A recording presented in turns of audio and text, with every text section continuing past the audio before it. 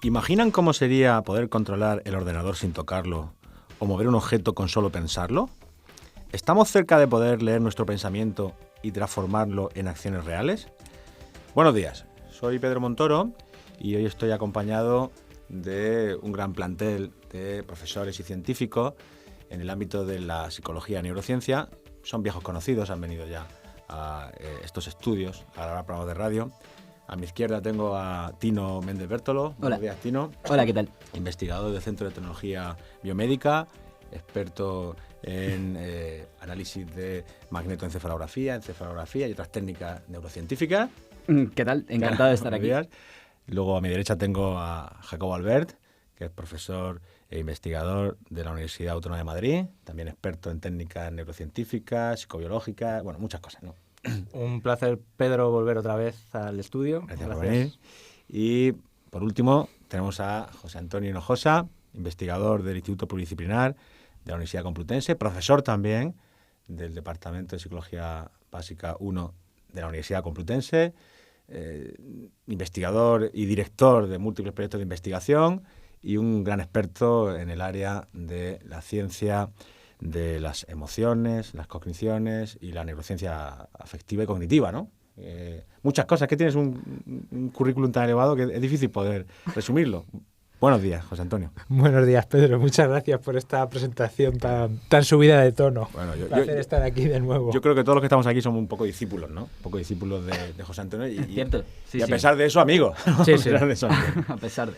Bueno, pues en el día de hoy vamos a hablar de un tema de gran actualidad, ¿no? Vamos a hablar de la interacción, de la interfaz entre mentes y máquinas, lo que los anglosajones llaman Brain-Computer Interface, que en la última década se ha ido desarrollando, todavía en un nivel experimental, pero que parece ser prometedor para permitir la mejora de la calidad de vida de personas con discapacidad motora.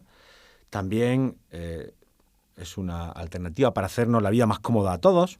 Incluso se han desarrollado aplicaciones que son recreativas o de uso doméstico. Pero nuestro principal interés es hacer un análisis crítico, profundo, de estos desarrollos tecnológicos para poder comprender en qué consisten, cuáles son las limitaciones que tienen, evitar algunos malentendidos y de esa manera también poder comprender cuáles son los futuros desarrollos que puede tener.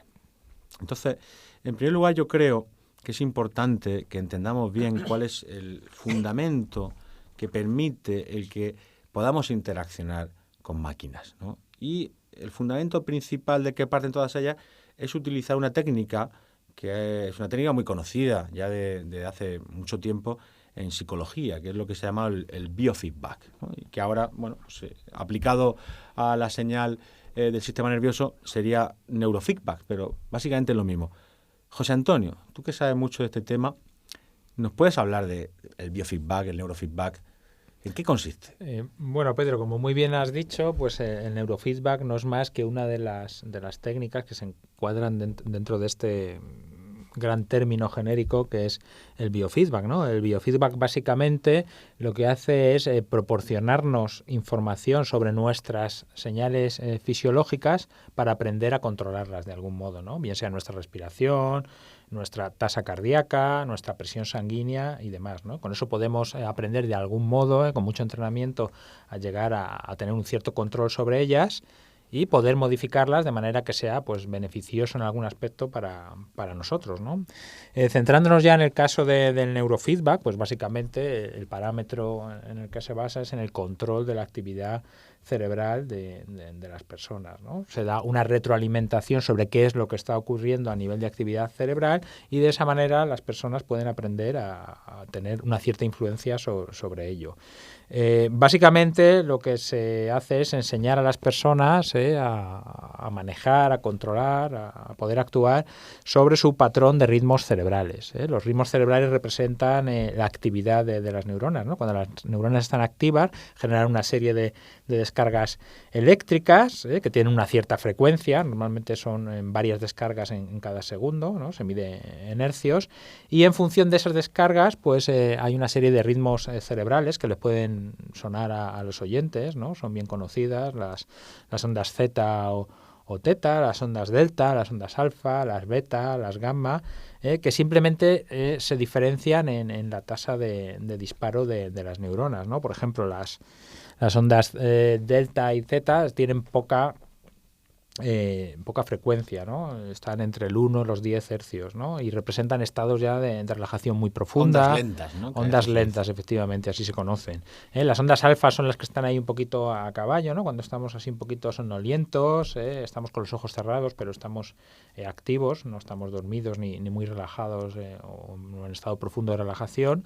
Y por último, pues ya la actividad beta o gamma, pues reflejan estados de vigilia, de actividad. Pues ahora mismo nosotros estamos aquí en ese patrón de ondas. Entonces lo que se hace es colocar a las personas una serie de electrodos sobre el cuero cabelludo en distintas regiones y se le enseña esa actividad cerebral en una pantalla del ordenador para que primero se familiaricen con ellos y luego se les entrena mediante una serie de técnicas a poder inducir cambios en esas bandas, a poder suprimir algunas o a poder potenciar la aparición de otras bandas. Por ejemplo, una persona que sea muy nerviosa, que tenga problemas, que sea inquieta, pues se le puede inducir, se le puede enseñar a aprender a relajarse mediante la inducción de ondas alfa, por ejemplo, o de ondas delta o de ondas zeta, más que delta zeta en este caso, para que entre en un estado de relajación profunda. Por otro lado, una persona que tenga problemas de concentración o quiera obtener un mayor rendimiento cognitivo, pues sería lo contrario, ¿no? Suprimir esas ondas alfa o esas ondas zeta y potenciar las ondas beta o incluso las gamma, ¿de acuerdo? Entonces, pues básicamente eso es en lo que se trata la técnica. Esta técnica tiene una serie de ventajas y es que no es invasiva, no hay que introducir ningún elemento extraño en la persona cuando se está haciendo, se está poniendo en marcha, no son excesivamente caras y si no hay una patología severa, sus efectos sí se ha visto que pueden ser duraderos. Por contra, tiene una serie de desventajas también, ¿no? Una de ellas es que requieren muchas sesiones de entrenamiento, ¿no? Y también se ha visto que para ello pues las personas tienen que estar evidentemente muy motivadas en el tema para ser capaces de aguantar este entrenamiento tan severo. Y por último, algunos estudios indican que los cambios a veces son un poco inespecíficos, ¿de acuerdo? Entonces, pues bueno, esto estamos hablando en casos en los que queremos simplemente, donde no hay una patología severa y queremos emplear estas técnicas pues para este tipo de procesos de los que he hablado antes, ¿no? Para favorecer concentración, rendimiento cognitivo o para relajación además, ¿no? Como nos comentarán ahora mis compañeros, pues otro caso ya diferente es cuando se usan este tipo de técnicas en patologías como el TDAH, la ELA, el Parkinson incluso y demás, que tiene otros usos. Claro, no, lo explica muy bien. Yo quizás voy a hacer hincapié efectivamente que con el biofeedback puedes llegar a alcanzar control de tus ondas cerebrales, ¿no? Pero en realidad se puede llegar a controlar cualquier otra actividad del sistema nervioso autónomo vegetativo. Efectivamente. Puede ser, por ejemplo, la tasa cardíaca, podría ser la temperatura corporal. Yo es que recuerdo una anécdota o un caso, ¿no? De un compañero de la facultad cuya tesis doctoral era sobre biofeedback y él decía que los experimentos que realizó, él también era sujeto de su propio experimento, logró finalmente, después de muchas sesiones de entrenamiento, como tú has descrito, el poder controlar la temperatura de la yema del pulgar derecho. Y la podía controlar a cierta voluntad, podía incrementarla a cierta voluntad, ¿no? O sea que lo importante es entender que son respuestas que habitualmente no están bajo nuestro control, pero sí, de las que no somos conscientes. Más que no estén bajo nuestro control, no somos conscientes, nadie está pensando si se ha dilatado el diámetro de sus vasos capilares o no, ¿no? Pero evidentemente eso está bajo control del sistema nervioso y nosotros podemos aprender a modificarlo. Sí, ¿no? La electromiografía, por ejemplo, se utiliza mucho, ¿no? El control de la tensión muscular, ¿no? Es otro uso, mucho con deportistas y demás también se les enseña, ¿no? a manejar eso, en fin. Un parámetro más. Y un aspecto concreto del biofeedback sería el neurofeedback con esas ondas cerebrales que tú nos cuentas. Efectivamente. Realmente el interés que tiene, sobre todo, ¿no? en los desarrollos actuales, el interfaz entre máquinas y entre nuestra actividad cerebral mediante este sistema de biofeedback, neurofeedback que nos ha explicado José Antonio, es sobre todo las aplicaciones clínicas que puede tener para personas que tienen problemas de movilidad, que por lo tanto pueden necesitar prótesis o pueden necesitar algún otro tipo de medio alternativo para poder interactuar con su entorno, ¿no? Jacobo, yo sé que este es un tema que te interesa y que seguro que nos puedes contar con más detalle, ¿no? Sí, efectivamente, una de las grandes ventajas de la BCI, de la Brain Computer Interface, es su aplicabilidad, ¿no? Podemos llevarlo desde el laboratorio, o eso es lo que estamos o están intentando, trasladarlo del laboratorio al contexto práctico, ¿no? Y ayudar a personas. Es un salto grande y complicado, pero que se puede realizar y que a medida que vamos incrementando y desarrollando nuevas técnicas y nuevos procedimientos, pues se va consiguiendo y mejorando, ¿no? Yo lo dividiría en dos grandes apartados. Uno sería utilizar la BCI, el Brain Computer Interface, para comunicarnos con el mundo exterior. Me viene a la cabeza personas con ELA, con esclerosis lateral amiotrófica, en estados avanzados en los que no tienen posibilidad de un control voluntario de sus músculos, en un grado tal que a lo mejor no lo tienen incluso de su propia habla, ¿no? Con lo cual se encuentran encerrados en su propio mundo cuando todavía sus funciones mentales superiores, su razonamiento, su memoria, están en perfectas o si no perfectas, en buenas condiciones, ¿no? Con lo cual es algo muy angustioso, ¿no? Muy angustiante, y la BCI lo que le va a permitir es comunicarse con el mundo exterior a través de su actividad neural. Utilizamos esa actividad neural como mecanismo para dar un mensaje. Alguien puede pensar que la BCI sirve, que yo voy a pensar en decir hola y la BCI va a convertir ese mensaje y una máquina va a traducir eso en un ordenador, ¿no? La ciencia todavía no ha llegado a ese nivel, pero está en camino. Por ejemplo, os comento cómo se está desarrollando actualmente. Ahora mismo se presenta una matriz de letras con todas las letras y números y lo que se va realizando es se va marcando cada una de esas letras con un ritmo constante y cuando el sujeto quiere decir esa letra, por ejemplo hola, y quiere empezar por la H, cuando pase por ahí la luz y marque esa H, va a tener una respuesta cerebral que sabemos conocida y que hemos hablado en otros programas, que es la P300. Sí. Es una respuesta neural eléctrica que se incrementa cuando algo queremos atender, ¿no? Cuando algo es relevante para nosotros.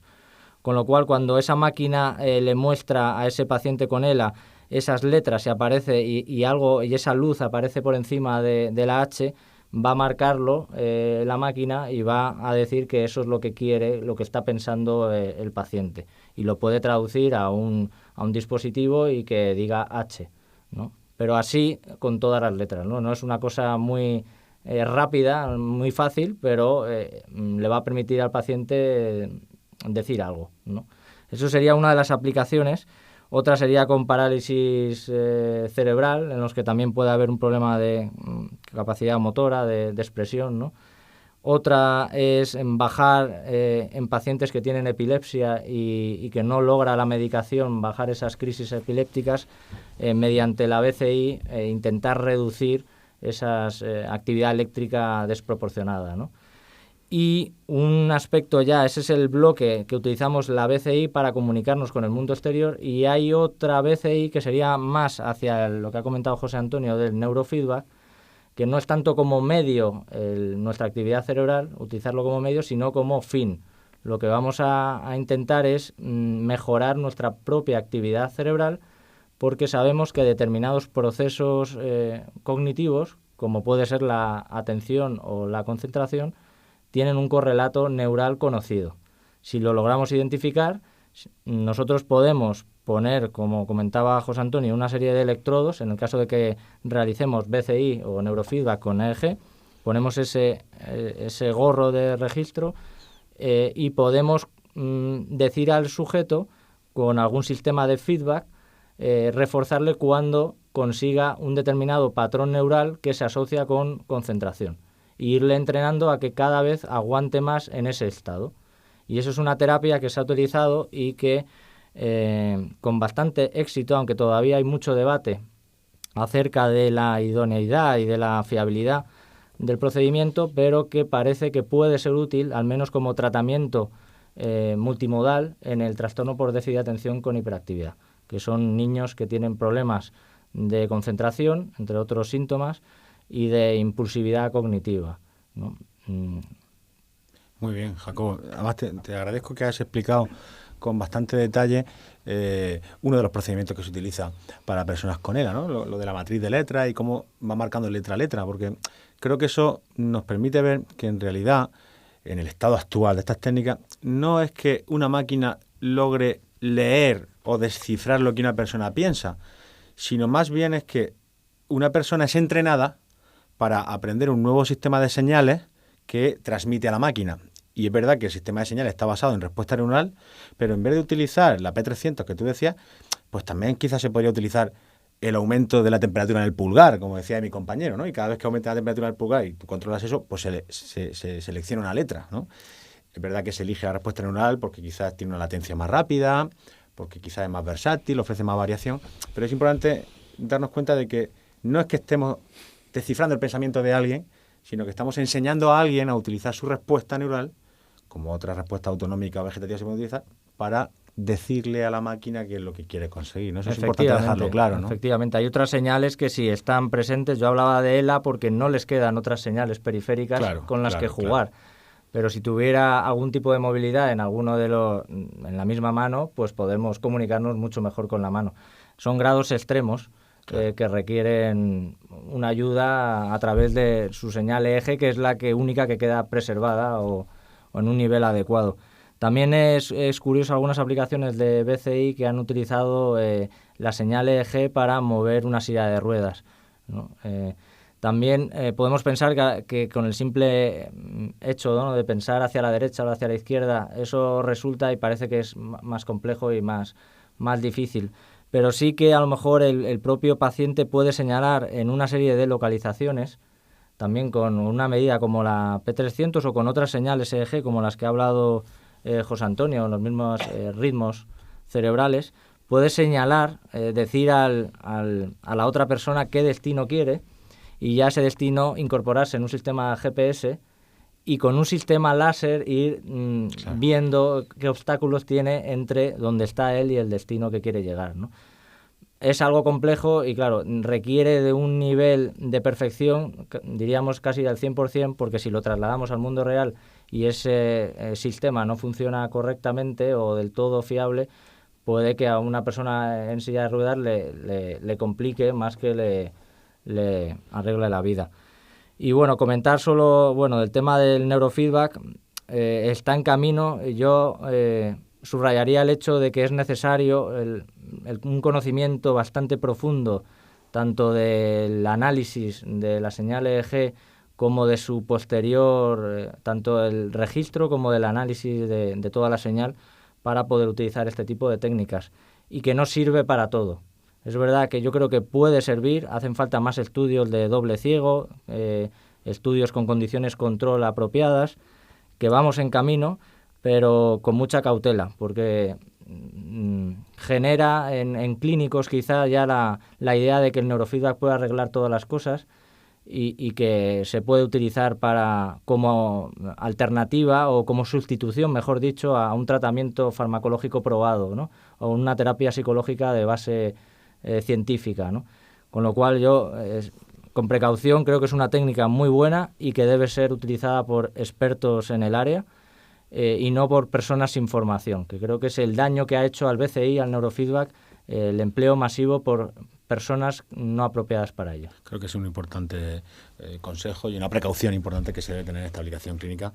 Yo creo que podemos concluir de lo que nos estáis contando que la principal potencialidad de esta técnica se basa en la gran capacidad de aprendizaje, de flexibilidad y de plasticidad de nuestro cerebro, que es el que realmente aprende a comunicar algo de una forma diferente a través de estas técnicas, ¿no? O sea que es interesante.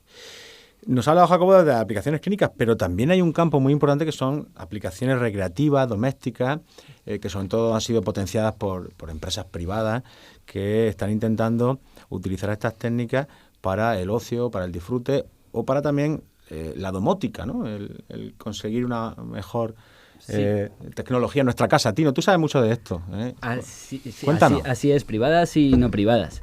La circunstancia que concurre aquí principal es que se producen incluso en la industria militar, por ejemplo el proyecto DARPA en Estados Unidos o multitud de empresas ligadas a la industria del videojuego o el entretenimiento, han producido el avance en el tema de los dispositivos. O sea, estas técnicas de las que estábamos hablando ahora mismo, las pensamos que se desarrollan en un ambiente de laboratorio con un casco de EEG.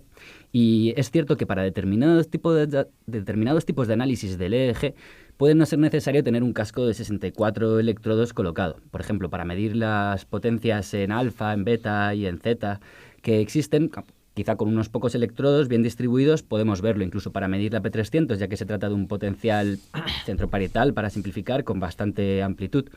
Entonces, todo este desarrollo y este dinero que ha metido la industria ha permitido la elaboración de diferentes dispositivos, muchos de los cuales se comercializan y algunos de los cuales están orientados todavía a la investigación, no necesariamente al uso recreativo doméstico, el cual es estupendo, claro. Por ejemplo, uno de los dispositivos más famosos y conocidos es el desarrollado por una empresa que se llama Epoch. El dispositivo se llama Emotive y tiene, creo que, unos 12 canales y además... también este es un detalle importante, no solo se trata de registrar el EEG, sino que hay otros canales que miden los músculos faciales, electromiograma, también si tienes un electrocardiograma, pues perfecto. Estos dispositivos se usan hoy por hoy en una investigación que puede ser, en vez de en un ambiente de laboratorio, conducida en un terreno pues más ecológico. Eso es positivo. Usados como Brain Computer Interface, existen otros muchos dispositivos, quizá más de 20, muchos funcionan con Bluetooth, comercializados por otras empresas.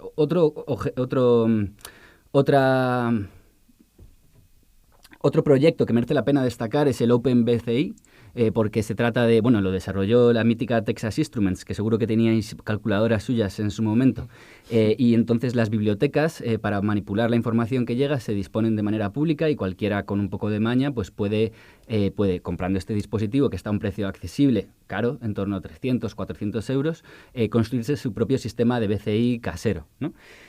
Pero esto todavía sería un poco en el terreno de gente algo especializada, pero hoy por hoy, si tú te metes en Amazon, puedes encontrar, por ejemplo, un juego que se llama Mindflex, creo recordar, y si no me equivoco, se basa en uno de los primeros juegos, BCI que se inventaron, ¿no? Se inventó en Suecia, y consiste precisamente en, teniendo en cuenta este método de biofeedback que nos hablaba José Antonio, de poder medir la cantidad de poder en alfa, de potencia en alfa y potencia en beta y zeta que se da en el cerebro, simplificando. La potencia beta es la más fuerte, entonces esta gente lo asocia con estados de concentración, y las potencias zeta y alfa están asociadas con estados de relajación. De hecho, sí se sabe que en estudios de gente que está haciendo meditación aumenta alfa y zeta. Todas las potencias de frecuencia están funcionando a la vez. Cuando decimos está en beta, está en alfa, hay que entender que es la mayoría de potencia, ¿no? Explicado de manera sencilla. Bueno, el caso es que usando este método de medir cuán concentrado o cuán relajado está una persona, pues existen varios dispositivos.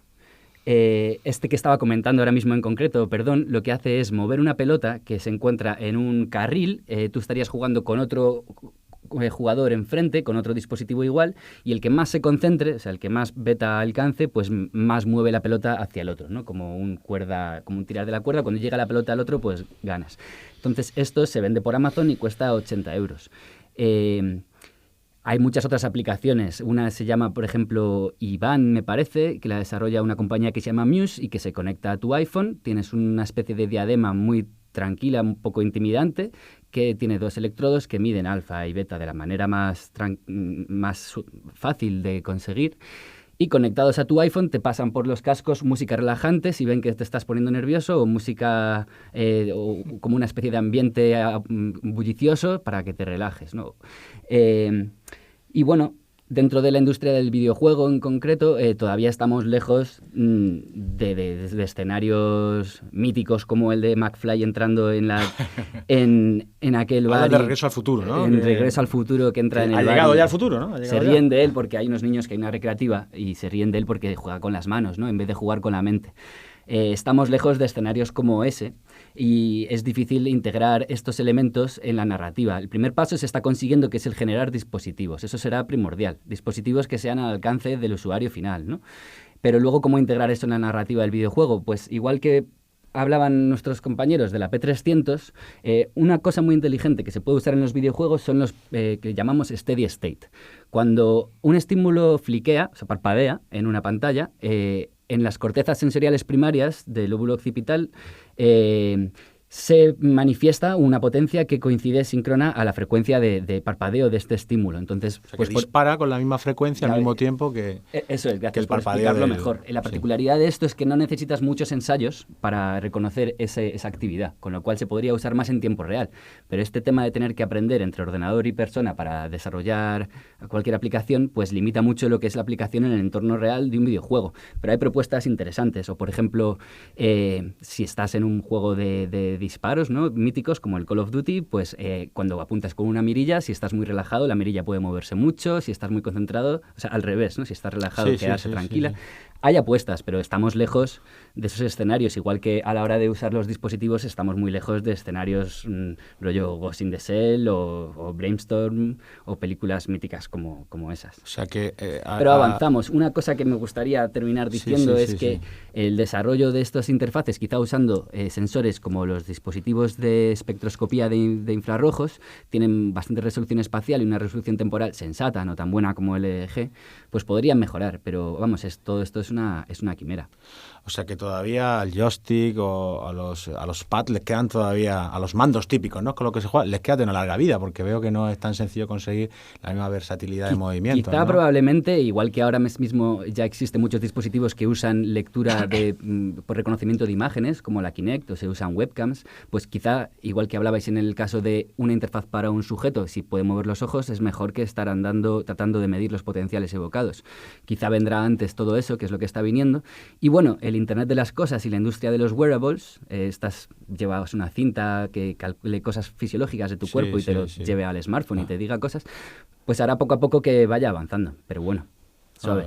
La verdad es que veo que son muchos caminos abiertos que todavía no sabemos dónde transcurrirán, y es posible que tengamos que hacer un programa tratando este tema dentro de un año o dentro de 2, porque es posible que haya nuevos desarrollos y tengamos que matizar algunas de las cosas que estamos comentando. Pero yo me alegro que hayáis planteado cuál es realmente el fundamento que se utiliza, porque a veces en los medios de comunicación encontramos pues titulares que intentan resumir y también hacer de una manera un poco efectista pues más atractiva la noticia, diciendo como que un laboratorio americano ha conseguido que una persona con ELA o con tetraplegia pueda mover con la mente un brazo robótico, ¿no? Y hemos visto que es mucho más indirecto que eso, mucho más complicado, pero también hemos visto que es prometedor. Así que os agradezco vuestras aportaciones y seguro que tendremos que volver aquí dentro de un tiempo para ver cómo se desarrolla este atractivo campo de estudio. Muchas gracias. Gracias a vosotros. Gracias.